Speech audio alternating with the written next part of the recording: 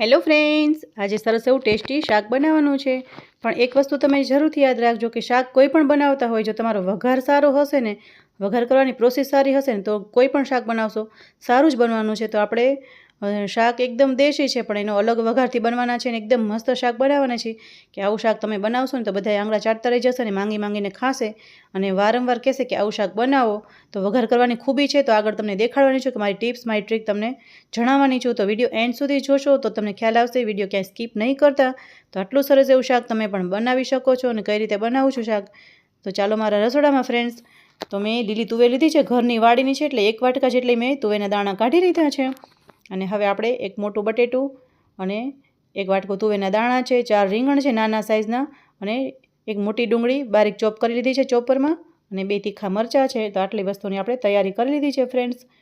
અને શાક તો એકદમ નોર્મલ છે, પણ બહુ ગજબનું બનવાનું છે, આવું તમે પણ બનાવજો। તો સૌપ્રથમ આપણે લસણને ફોલી લેવાનું છે, એટલે કે મેં 1 ફીંડા જેટલું લસણ ફોલ્યું છે અને 8-10 કળીઓ છે મોટી મોટી, અને 1.5-2 ઇંચ જેટલો આદુના ટુકડા છે અને 2 કટકા કરી લીધા છે, અને 2 તીખા મરચાં લીધા છે। તમે થોડું વધારે ઓછું પણ કરી શકો છો। અને મરચાંને સુધારવાની પણ એક ટ્રીક છે, તમે જોઈ શકો છો ફ્રેન્ડ્સ કે આ રીતે તમે મરચાંને સુધારશો ને તમારા હાથ તીખા નહીં થાય। નાના બાળકો હોય તો મમ્મી હોય એને બહુ ધ્યાન રાખવું પડતું હોય છે કે બાળકોને તીખાશ ના લાગી જાય। તો આ રીતે આપણે મરચાંને કટિંગ કરશો તો તમારા હાથ પણ તીખા નહીં થાય। અને આપણે લસણીયો મસાલો નથી બનાવવાનો શાકમાં, એ પણ અલગ રીતથી કરવાના છે કે આ રીતે એને ખાલી વાટવાનું છે, આદુ મરચાં અને લસણને, અને અલગ જ ફ્લેવર માટે તમારે 1 ચમચી જેટલા આખા ધાણાને એડ કરવાના છે અને એને અધકચરા વાટવાના છે। આ પણ આપણો શાકનો ફ્લેવરની એક વસ્તુ છે કે આ રીતે બનાવશો એટલે તમારા શાકમાં બહુ મસ્ત ફ્લેવર આવવાની છે। અને તમે એકવાર બનાવી જોજો એટલે મને કમેન્ટ કરશો જ કે શાક કેટલું સરસ બને છે। તો આપણે વાટીને તૈયાર રાખ્યું છે, અને હવે આપણે ગેસ ઉપર કુકર ચડાવી દેવાનું છે, અને હવે આપણે લેવાનું છે તેલ। તેલ તમારે ઘરમાં વધારે ઓછું ખવાતું એ પ્રમાણે તમે લઈ શકો છો। અમારા ઘરમાં થોડું ચડિયાતું તેલવાળું શાક હોય તો વધારે ને વધારે ભાવે છે, એટલે મેં થોડું વધારે એડ કર્યું છે। તમે ઓછા તેલમાં પણ આ શાક બનાવી શકો છો। અને તેલ એકદમ આવી જાય એટલે પછી જ આપણે એમાં 1 ચમચી જેટલી રાઈ ને 1 ચમચી જેટલું જીરું એડ કરીને એને ચટકવા દેવાનું છે, અને પછી આપણે એમાં લીમડાના પત્તા એડ કરી દેવાના છે, અને ચપટી હિંગ નાખીને આપણે તરત જ ડુંગળીનો વઘાર કરી લેવાનો છે। જે ડુંગળી આપણે બારીક ચોપ કરીને રાખી હતી એનો વઘાર કરવાનો છે।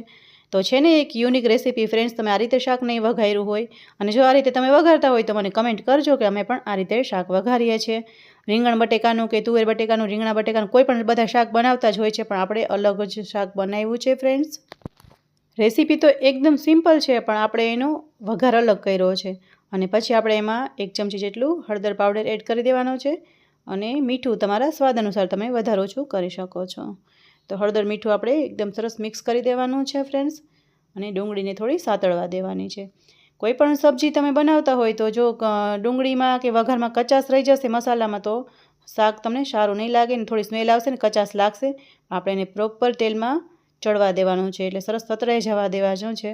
તો હવે ડુંગળી સરસ સતળાઈ ગઈ છે, અને હવે આપણે જે પેસ્ટ બનાવીને રાખી હતી, એટલે કે અધકચરું વાટીને રાખ્યું હતું, આદુ મરચાં અને લસણ, એ બધું આપણે એમાં એડ કરી દેવાનું છે। આપણે લસણીયો મસાલો બિલકુલ બનાવ્યો જ નથી આ શાકમાં, નહીંતર રીંગણ બટેકાના શાકમાં લસણીયો મસાલો યુઝ વધારે થતો હોય છે, આપણે અલગ જ રીતથી શાક બનાવ્યું છે। તો હવે બધી વસ્તુને સરસ તેલમાં સાતળવા દેવાનું છે, એટલે કે આદુની પણ કચાશ ના લાગે અને લસણ પણ પાકી જાય। તો હવે તમે જોઈ શકો છો ફ્રેન્ડ્સ, કલર પણ થોડો ચેન્જ થઈ ગયો છે। પછી જ આપણે ઉપરથી લીલી તુવેર એડ કરવાની છે, અને ઓપ્શનલમાં છે કે લીલી તુવેર ના હોય તો તમે લીલા વટાણા પણ એડ કરી શકો છો। તો શાક એવું જ બનવાનું છે, એવું મેં બનાવ્યું છે, એવું સેમ ટુ સેમ બનવાનું છે। અને લીલું ના હોય તો ઓપ્શન છે કે લીલી તુવેર કે સૂકી તુવેર કે સૂકા વટાણા હોય એને આખી રાત તમારે પલાળીને રાખવાના છે, સવારે 2 સીટી પાડી દેશો તો એ પણ આવું જ થઈ જશે, લાલ તાજું હોય એવું જ લાગે છે। તો હવે આપણે ઉપરથી જે રીંગણ અને બટેકાને સમારીને રાખ્યા હતા એને એડ કરી દેવાનું છે। તમે જોઈ શકો છો ફ્રેન્ડ્સ, મોટા મોટા ટુકડા રાખ્યા છે, એટલે શાક જ્યારે પ્રોપર બની જશે ને ત્યારે એટલું સરસ લાગે છે ને। તો હવે આપણે ઉપરથી જ એડ કરવાનું છે। પહેલાં આપણે તુવેર કે વટાણાને જ થોડું ચડવા દેવાનું છે, અને પછી જ રીંગણ અને બટેકા એડ કરવાના છે, કારણ કે આ બધું તરત જ ચડી જાય છે અને તુવેરને થોડી વાર લાગે છે। તો હવે આપણે બધું સરસ મિક્સ કરી દેવાનું છે। 1 થી 1.5 મિનિટ જેટલા આપણા લીલી તુવેર છે એ ચડી ગઈ હતી, પછી જ આપણે રીંગણ અને બટેકા એડ કર્યા હતા, અને હવે થોડું ચડી જાય પછી જ આપણે ટમેટું એડ કરવાનું છે। 1 ટમેટું મેં એડ કર્યું છે આમાં, નોર્મલી નાની સાઇઝનું હતું, એટલે કે બહુ મોટું નહીં એ રીતનું હતું, અને એના મોટા મોટા ટુકડા કરવાના છે। એકદમ ઝીણું ચોપ હશે ને તો બધું ઓગળી જાય છે। તો હવે કુકરનું ઢાંકણ માથે જ રાખવાનું છે આ રીતે, અને આપણે એને 2 મિનિટ જેટલું ચડવા દેવાનું છે। ઢાંકણને પ્રોપર નથી ઢાંકવાનું, સીટી નથી વગાડવાની, સીટી આપણે પછી વગાડીશું. તો 2 મિનિટ થઈ ગઈ છે, તમે જોઈ શકો છો કે ઘણું એવું શાક આપણું ચડી જવા આવ્યું છે અને તેલ પણ ઘણું છૂટું પડી ગયું છે. તો હવે આપણે આગળની પ્રોસેસ કરી લઈએ. તો હવે આવશે વારો લાલ મરચું પાવડરનો, એટલે કે લાલ મસાલાનો. તો આપણે તમારા સ્વાદ અનુસાર તમે વધારે ઓછું કરી શકો છો. અમારા ઘરમાં થોડું તીખું વધારે જમાય છે એટલે મેં લાલ મરચું પાવડર થોડો વધારે એડ કર્યો છે.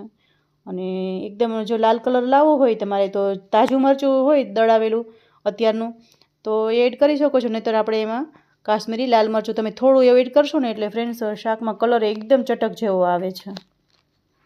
તો હવે આપણે મસાલાને પણ એકદમ પાકવા દેવાનું છે તેલમાં. જો આપણે તેલમાં પાકવા નહીં દઈએ, સાતળવા નહીં દઈએ ને ઉપરથી પાણી એડ કરી દઈશું ને તો શાકમાં કચાશ લાગશે અને સ્મેલ આવશે. તો આટલું થોડું ચડી જાય પછી આપણે એમાં 1 ચમચી જેટલું ધાણા જીરું પાવડર એડ કરી દેવાનો છે. અને એ પણ ઘરનો બનાવેલો છે, એકદમ સરસ એવી સુગંધ આવી રહી છે. તમે આ રીતે શાક બનાવશો ને પછી તમને એમ થશે કે ના સાચી વાત છે, શાક આ જ રીતે બનાવાય. અને તમે કમેન્ટ તો જરૂરથી કરશો, એ મારી ગેરંટી છે. તો હવે આપણે એને વરાળે 1-1.5 મિનિટ જેટલું ચડવા દેવાનું છે, એટલે કે ઢાંકણ નથી ઢાંકવાનું, એમને એમ ચડવા દેવાનું છે ફ્રેન્ડ્સ. અને પછી આપણે થોડું એવું પાણી એડ કરવાનું છે. સતળાઈ જાય બધું સરસ પ્રોપર શાકમાં મસાલાને બધું ચડી જાય પછી જ આપણે ખાયણીમાં 2 થી 3 ચમચા જેટલું પાણી મેં લીધું છે, એટલે એ બધું ફ્લેવર છે ખાયણીમાં છે, આદુ કોથમરી મરચાંને બધું આવી જાય અંદર, કાંઈ પણ વેસ્ટ ના જાય. અને એટલું પાણી એડ કર્યું છે. આમાં પણ તમે સીટી વગાડી લેશો ને તો શાક સરસ જ થવાનું છે. પણ મારે થોડું રસો કરવો છે એટલે હું થોડું પાણી પરથી એડ કરી રહી છું, એટલે કે અડધો ગ્લાસ જેટલું પાણી એડ કરવાનું છે. અને તમારે કોરું શાક બનાવવું હોય કોરું મોરું તો તમે આટલામાં પણ બનાવી શકો છો, પાણી એડ કરવાની જરૂર નથી. અને મારે થોડું રસાવાળું કરવું છે એટલે મેં અડધો ગ્લાસ જેટલું પાણી એડ કર્યું છે. અને આ બધી મારી નાની નાની ટિપ્સને તમે ફોલો કરશો ને ફ્રેન્ડ્સ, તમારી રેસીપીઓ બહુ સરસ થવાની છે અને બધા આંગળા ચાટતા રહી જવાના છે. એટલી સરસ રેસીપીઓ તમે બનાવી શકશો. તો મારી ચેનલમાં જરૂરથી વિઝિટ કરજો અને બધા વિડીયો તમે જોજો પહેલેથી છેલ્લે સુધી, તો કેવી કે સરસ સરસ રેસીપીઓ છે. તો હવે આપણે કુકરનું ઢાંકણ ઢાંકી દેવાનું છે. તમે જોઈ શકો છો ફ્રેન્ડ્સ કે આપણે 2 વિસલ થવા દેવાની છે. 2 વિસલ થવા દેવાની છે. અને ત્રીજી વિસલ થાય એ પહેલાં આપણે કુકરને બંધ કરી દેવાનું છે ગેસને, એટલે શાક વધારે ના પાકી જાય. તો હવે આપણા કુકરમાં વિસલ થઈ ગઈ છે ફ્રેન્ડ્સ. તો આ રીતે આપણે મસ્ત એવું ટેસ્ટી શાક બનાવવાનું છે. શાક તો એ જ છે પણ એનો ફ્લેવર, એનો સ્વાદ અલગ જ આવે છે. સાઈડમાં ખીચડી પણ બની ગઈ છે ફ્રેન્ડ્સ, અને જમવાવાળા ઉતાવળ પણ કરે છે. તો આપણે કુકરનું ઢાંકણ ખોલીને જોશું ફ્રેન્ડ્સ કેટલું સરસ એવું શાક બન્યું છે. નથી રસો કે નથી એકદમ કોરું મોરું, એટલું મસ્ત આપણું લચકો શાક બન્યું છે. અને જમવાવાળા આવી ગયા હતા એટલે બીજું બધું કાંઈ કરી નથી શકી, આમને આમ મેં વિડીયો બનાવી લીધો હતો. અને ઘણી બધી મહેનત પડે છે ફ્રેન્ડ્સ, તો એક લાઇક જરૂરથી કરી દેજો. ઉપરથી આપણે ધાણા ભાજી એડ કરી દેવાના છે. અને વિડીયો બનાવવામાં બહુ વાર લાગે છે, ગરમીનું કલાક વોઇસ ઓવર કરવો પડે છે, બહુ ગરમી થાય છે પણ મહેનત પડે છે. તો નાની એવી લાઇક કરી દેજો, કમેન્ટ પણ કરી દેજો, ચેનલને સબસ્ક્રાઈબ જરૂરથી કરી દેજો. તમારી એક લાઇક અને નાની એવી કમેન્ટ અમને ઘણું બધું મોટિવેશન આપે છે ફ્રેન્ડ્સ. અને સેમ ટુ સેમ શાક જો તમારા ઘરે બને ને તો તમારા ફીડબેક મારી સાથે જરૂરથી શેર કરજો. Thank you for watching.